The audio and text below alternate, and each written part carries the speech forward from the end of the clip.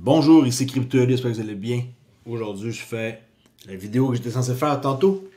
Jusque tantôt, j'ai bifurqué et j'ai fait une vidéo qui parlait d'XRP, bien entendu. Mais en même temps, j'ai montré les services que j'avais à offrir pour le club Trader Alors, s'il y en a qui sont intéressés, allez voir cette vidéo-là. Bon, pour ce qui est de la vidéo que je voulais faire, c'est la suivante. Ça va être très très simple. OK? On parle de quelques affaires. En gros, RLUSD est le sujet de l'heure. Les années qu'aujourd'hui, ça l'a sorti le 17 décembre, jour qu'on va se rappeler. Un peu comme XRP n'est pas une sécurité depuis le 13 juillet 2023. OK? Mais en tout cas, ça me reste dans la tête certaines dates, dont celle-ci, tout particulièrement. OK? Bitcoin 105 403. On était tapé aujourd'hui à vraiment un high de 108 364, mes amis. 110 000 est pas loin. Après ça, c'est quoi? C'est 125 000. Après ça, c'est ça que c'est. Okay, pour l'instant, en tout cas, ça monte. Même si c'était plus pénible, ça reste que ça monte. Hein, regardez ici, les swing low qui sont plus hauts. Alors, on va voir. On va voir. Je suis pas inquiet du tout pour mes investissements futurs, ça c'est clair. Bon. Avant tout, chose importante, abonnez-vous à ma chaîne, c'est pas déjà fait. Seul YouTuber québécois qui fait des vidéos sur XRP depuis plus de 4 ans, mes amis, 4 ans. J'essaie d'arriver à mes 10 000 abonnés avant le 31 décembre. J'étais à 9 810, quelque chose du genre, 9 816. Okay, exactement, j'ai vu tantôt le chiffre. 9 816. Il manque encore pas mal avant d'arriver à 10 000. Peut-être que ça va être bon d'ici les 2 dernières semaines. On va voir. Protégez votre crypto. Gros deal présentement chez Decent. 70$ d'économie. 89$ au lieu de 159$. Et vous êtes éligible aussi en remplissant un formulaire pour un airdrop. Juste besoin de remplir le formulaire à temps. Entre le 6 et le 12 janvier et le 15, vous allez recevoir un airdrop. Si vous êtes choisi, il reste encore 5 jours. Et là, le dernier token, oups, ça a disparu ma page. Hein? Je sais pas pour quelle raison. OK. C'est passé quelque chose. Tout est disparu. Un blackout sur ma page. OK. Je sais pas qu'est-ce qui s'est passé. Pourtant, mes autres onglets sont corrects. Ah, hein, c'est ça l'informatique. Je sais pas qu'est-ce qu'il y a eu. OK, attendez un instant.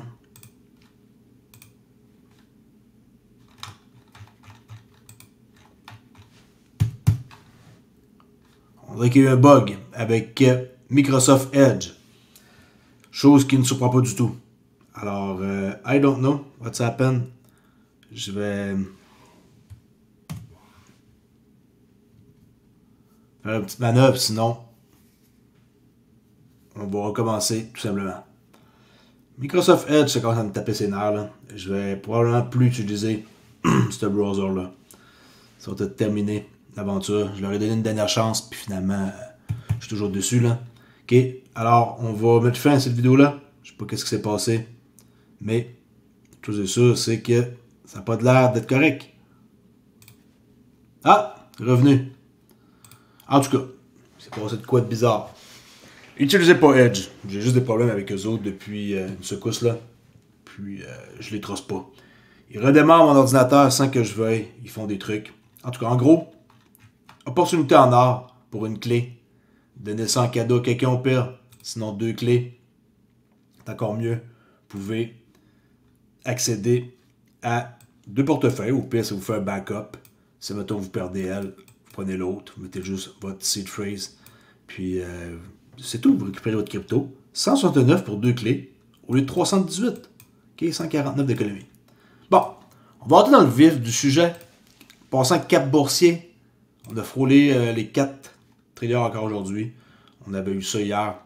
Là, on est descendu un peu à 3,85. Un pullback de 2,6%.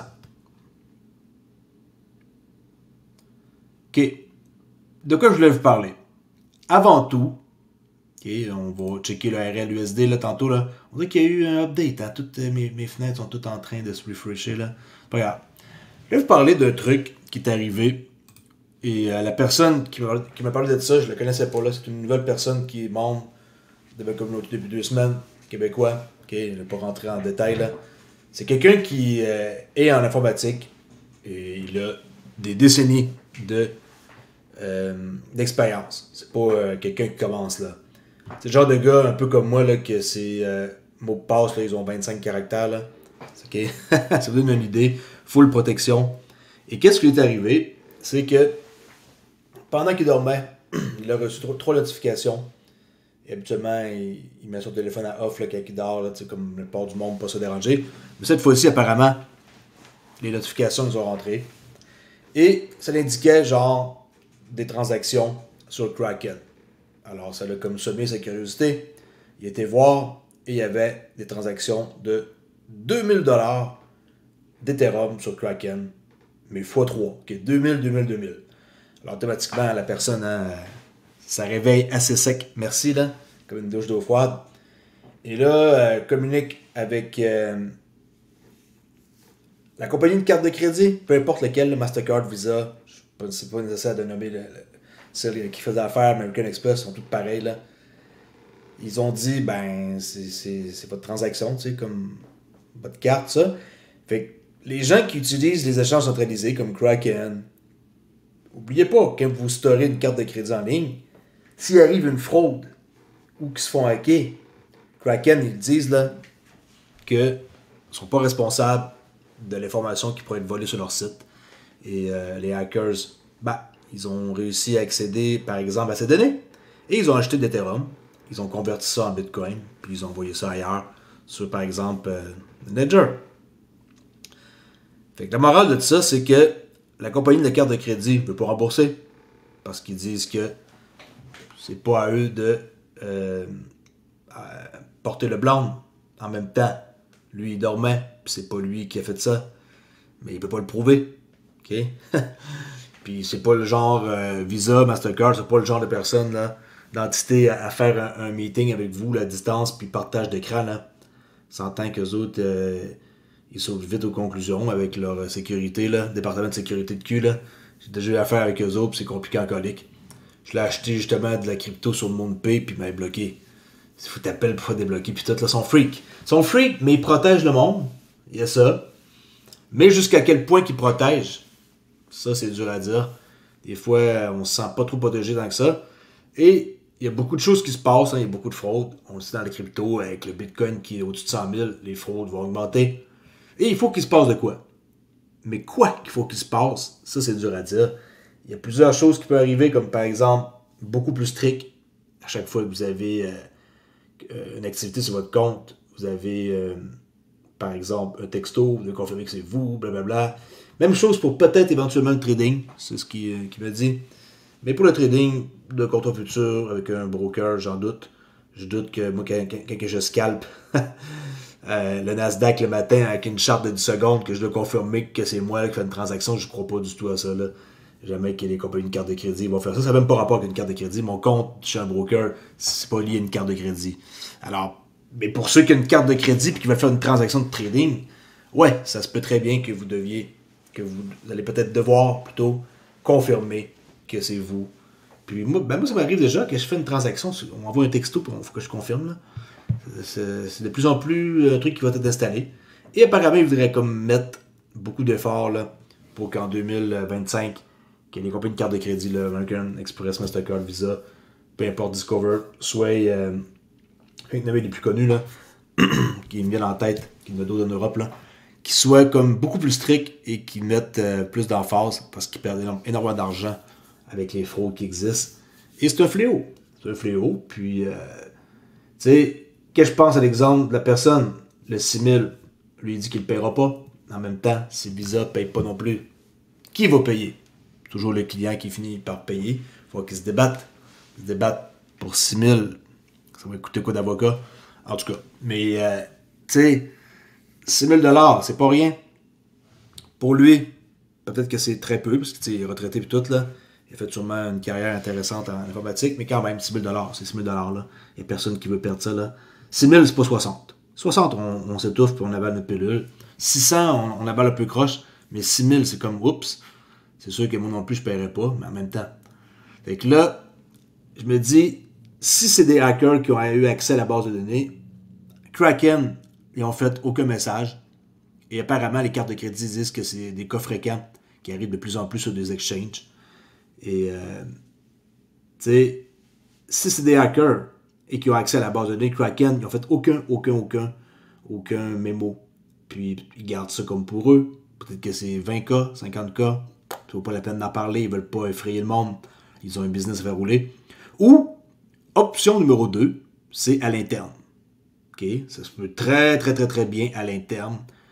Des employés qui sont de connivence et qui sont mal intentionnés et qui volent les données des clients pour acheter de la crypto en les donnant à d'autres informations, à d'autres entités qu'eux, ils ont l'information et qui peuvent après ça vous frauder.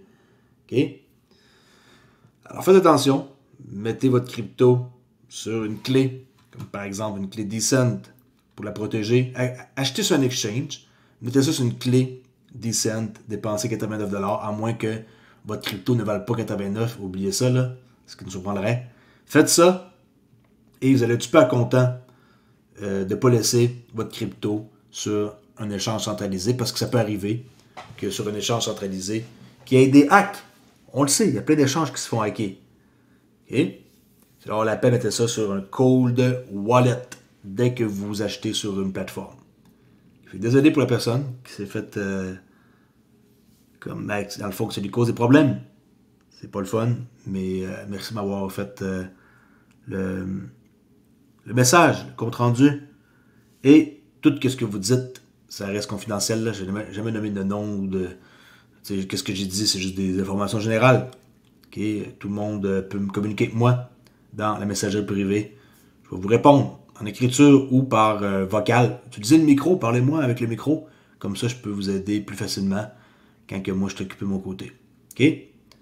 Fait que c'est ça que c'est l'histoire. Faites attention. Discord, vu que je suis là, pour y accéder, il faut absolument passer par le club traderrelieoops.com.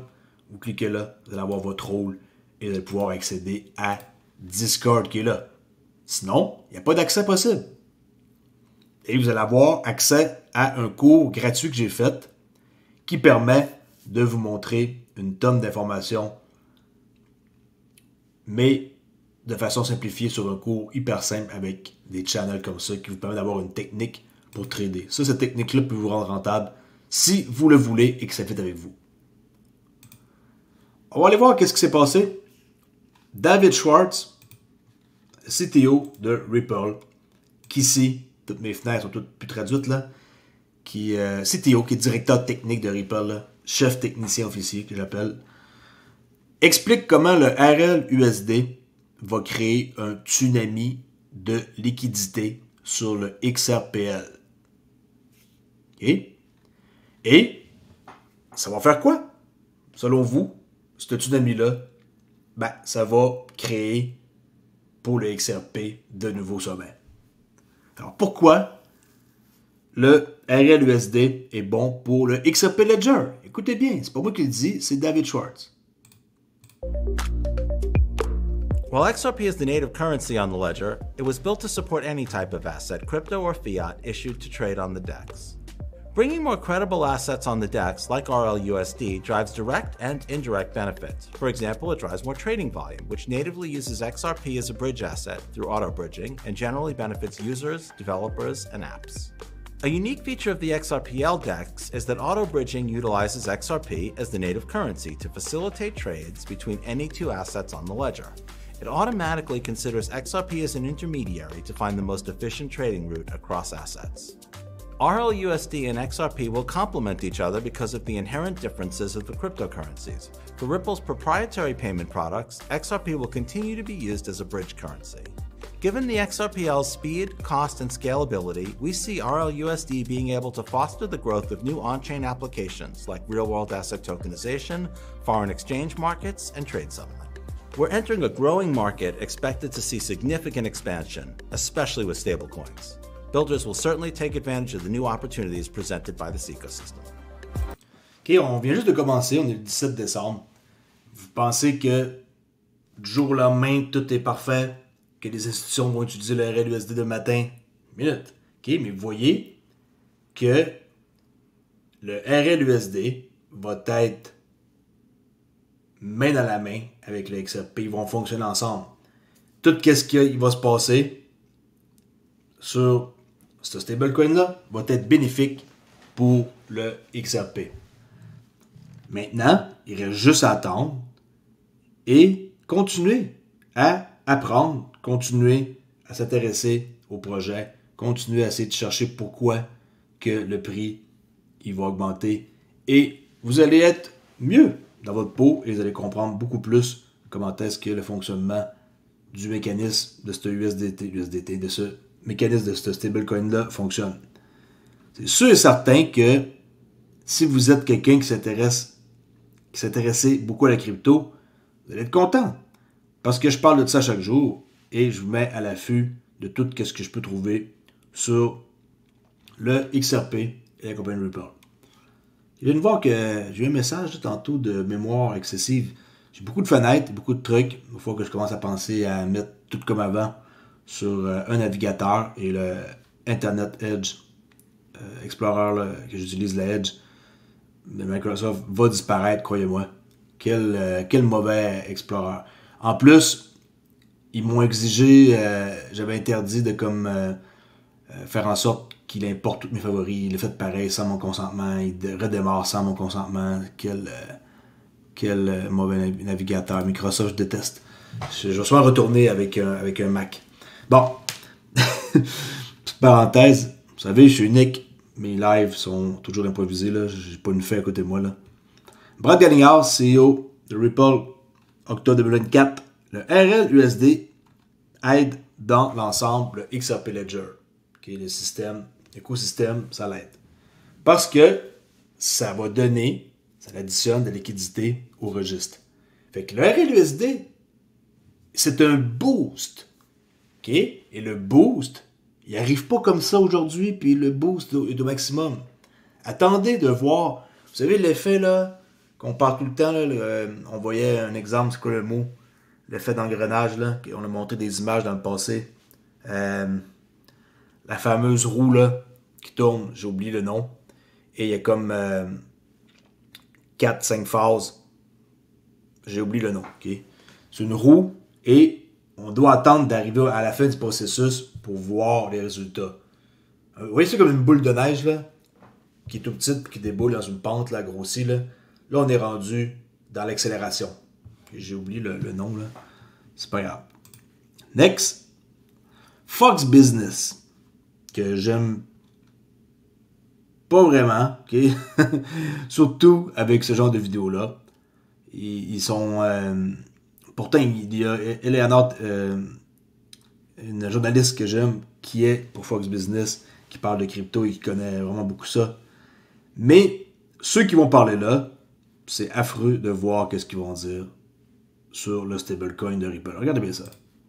Ripple, a new stablecoin backed by the US dollar, now available to trade. Would you use Ripple to pay for things? It's not. Mon Dieu, vous avez rien vu. Attendez de voir qu'est-ce qu'il va dire. Going to do much for retail, and it likely won't be integrated into the payment economy for some time, if ever. At first, it might be best for facilitating cross-border payments. Think institutional support, since it is a stablecoin. It has a one-to-one. Comme par hasard. Ils parlent du stablecoin, mais ils mettent même pas comme image le stablecoin. Ça, c'est bien les chaînes de télévision. Backing with the US dollar.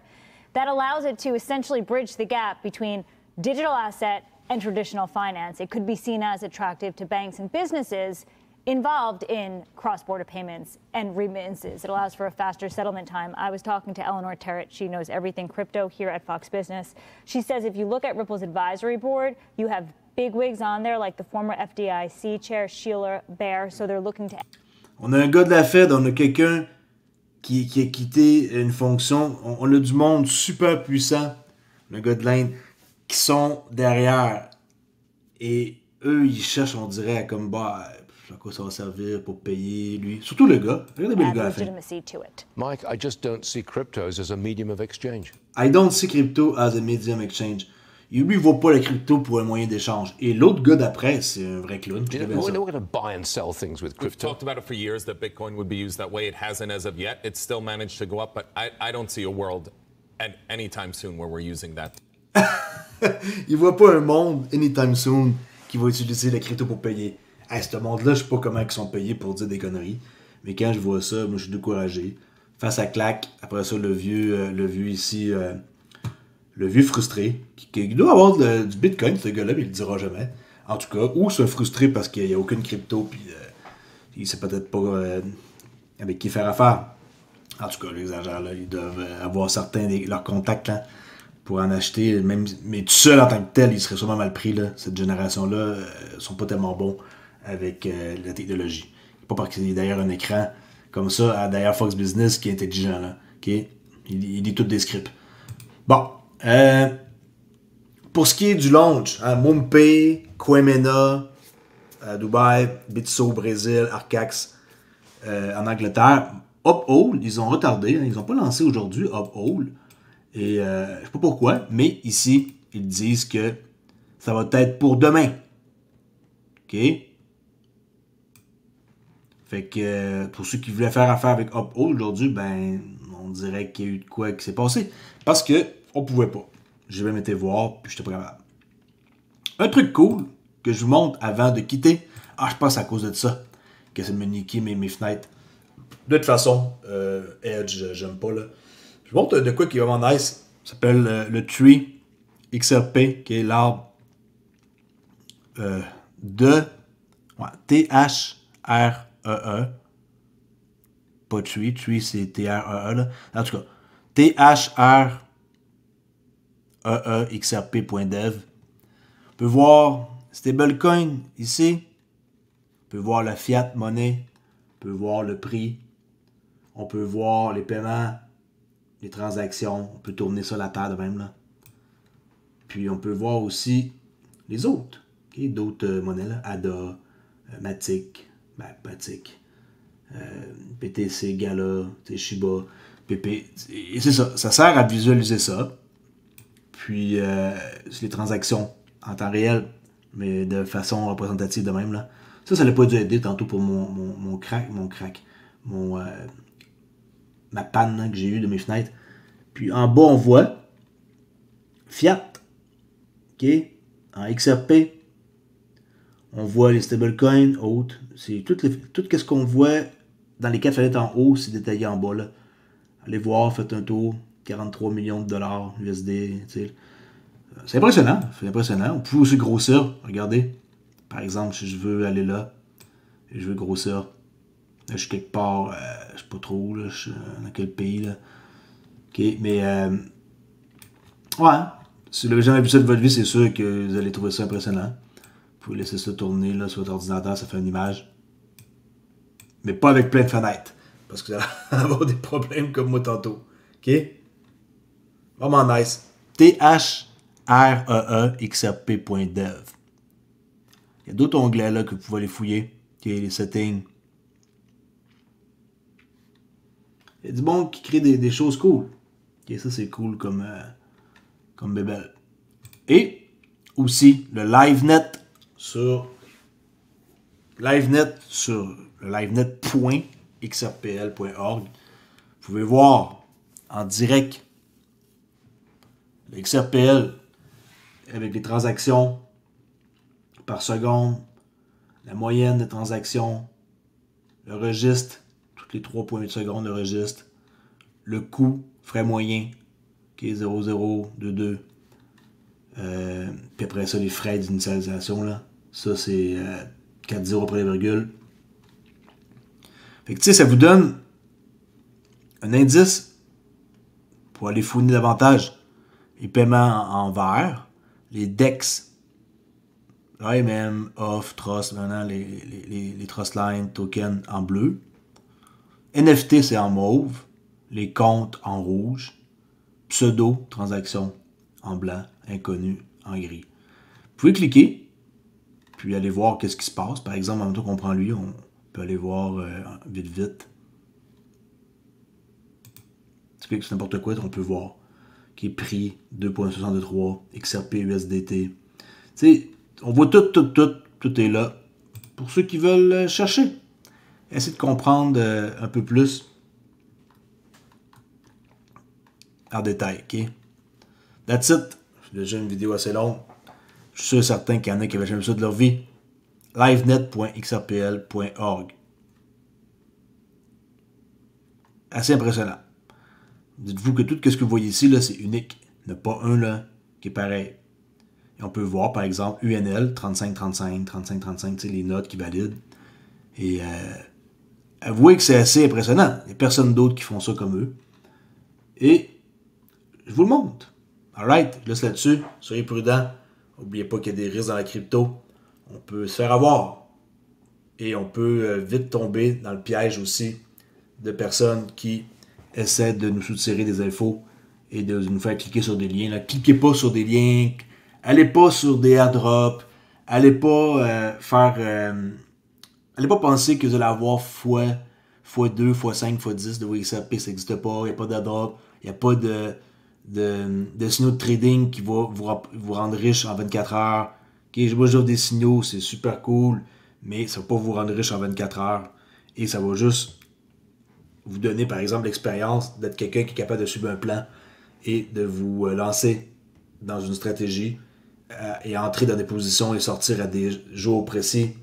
Okay, c'est pas riche, mais au moins, vous allez pouvoir faire de l'argent avec mes signaux. Je dis à personne que mes affaires, ça va vous enrichir.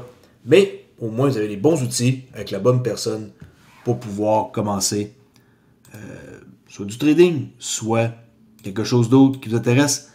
Mais une chose est sûre, c'est que sur le Discord, TraderOli, CryptoOli maintenant qui fusionnent ensemble, c'est la même personne, vous êtes à la bonne place pour avoir la bonne information. Il y a des bonnes personnes là-dessus. Puis s'il y a personne qui vous aide, c'est moi qui vais vous aider. Il y a du monde là, aujourd'hui qui sont arrivés, ils ont eu des conversations là. Je les connais pas. J'ai pas été lire. Okay, c'est un qui voit des choses suspectes, faites-moi en part. Fait que, that's it. On se jase demain. Un peu plus tard, demain matin, je serai pas là pour une bonne partie de la matinée. J'ai des rendez-vous. Ça va aller un petit peu plus tard, là, début d'après-midi, pour une autre vidéo. Et pour mon trading, ça c'est autre chose. Demain, je peux tout simplement pas. Quand on peut pas trader, on ne peut pas, là. À moins d'avoir une position que vous êtes sur plusieurs jours dans le Forex. On peut pas. En parlant de trading, je vais vous montrer quelque chose, mais c'est ça sur l'autre chaîne. Ça suffit pour cette vidéo-là, 27 minutes. Merci la gang. Je vous adore. Avec XRP, on va tous réussir à s'en sortir si on tient le coup. Et qu'on a plus qu'un XRP, bien entendu. Là. Okay. Pensez pas vous enrichir avec 10 XRP. Là. À moins qu'il arrive un truc exceptionnel. Mais n'oubliez pas un truc. Le XRP doit coûter cher. Et il va coûter cher. Pour transporter tout l'argent qui existe et qui va être utilisé pour bridger, le XRP va coûter cher. Il ne peut pas être dirt cheap. OK? Il ne peut pas coûter pas cher. Il faut qu'il coûte cher pour la fonction qu'il va avoir. Comme ça, si il va arriver une catastrophe ou un truc de ouf qui est hors de contrôle de la finance, les marchés ne vont pas s'effondrer et il ne va pas avoir des vagues de liquidation et mettre sur la paille un paquet de monde et de business. Le XRP, il doit coûter cher pour que ça fonctionne pour le futur système. Il ne peut pas rester cheap. Quand vous comprenez ça, vous allez tout comprendre pourquoi que je m'obstine depuis 4 ans à vous parler du XRP. Merci la gang. À plus. Ciao.